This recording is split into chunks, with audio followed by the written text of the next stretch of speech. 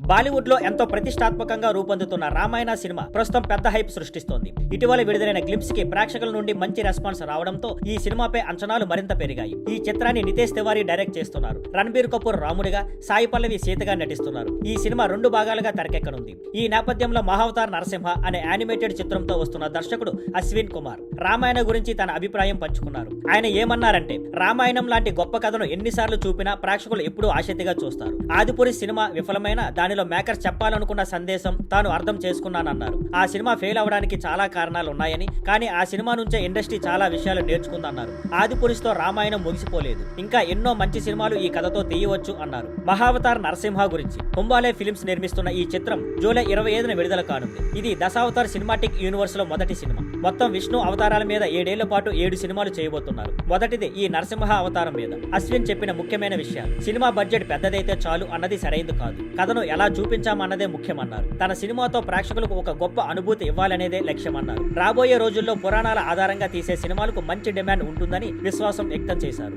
అంటే ఇదివరకు వచ్చిన ఆదిపురుషులో తప్పులు ఉన్నా అదే కథను కొత్తగా చెప్పగలిగితే ప్రేక్షకులు ఒప్పుకుంటారని దర్శకుడు అశ్విన్ కుమార్ తన మాటల్లో తెలిపారు. Thank you for watching. Please like, share and subscribe.